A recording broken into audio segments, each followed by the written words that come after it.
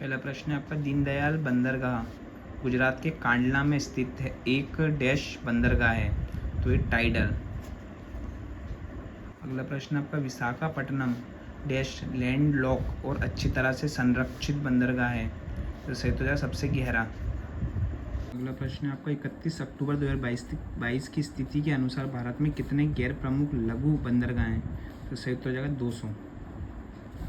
अगला प्रश्न है आपका, अक्टूबर 2022 तक भारत का सबसे बड़ा कंटेनर पोर्ट कौन सा है, तो हो जाएगा जवाहरलाल नेहरू पोर्ट।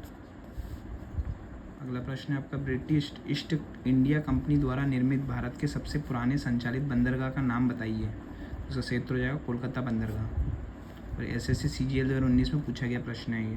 प्रश्न है आपका, जवाहरलाल नेहरू बंदरगाह किस शहर में स्थित है, तो ये नवी मुंबई में। अगला प्रश्न आपका, मोर मुगाओ बंदरगाह किस राज्य में स्थित है, तो सही उत्तर हो जाएगा गोवा राज्य में। अगला प्रश्न आपका, जुआरी मुहाने के प्रवेश द्वार पर कौन सा बंदरगाह स्थित है, तो सही उत्तर हो जाएगा मोर मुगाओ। अगला प्रश्न आपका, किस बंदरगाह को डायमंड हार्बर के नाम से भी जाना जाता है, तो सही उत्तर हो जाएगा कोलकाता बंदरगाह। अगला प्रश्न आपका, भारत का दक्षिणतम बंदरगाह किस राज्य में स्थित है, तो ये सही उत्तर हो जाएगा तमिलनाडु। आपका, भारत में लगभग कितने प्रमुख बंदरगाह हैं, तो ये 13 प्रमुख बंदरगाह हैं।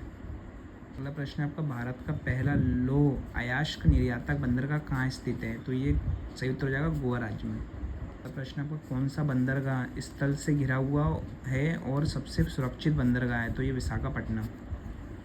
अगला प्रश्न है आपका, कांडला बंदरगाह किस राज्य में स्थित है, तो ये गुजरात राज्य में। अगला प्रश्न है आपका, श्यामा प्रसाद मुखर्जी बंदरगाह किस स्थान पर स्थित है, सही तो जाएगा कोलकाता में। अगला प्रश्न आपका, हजीरा बंदरगाह किस राज्य में स्थित है, तो ये गुजरात राज्य में। प्रश्न आपका, पूर्वी तट का सबसे पुराना कृत्रिम बंदरगाह कौन सा है, एक तो हो जाएगा चेन्नई बंदरगाह।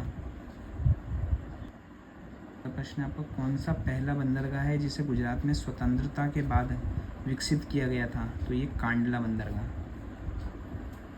अगला प्रश्न आपका, जवाहरलाल नेहरू पोर्ट ट्रस्ट कहाँ स्थित है, तो ये मुंबई में।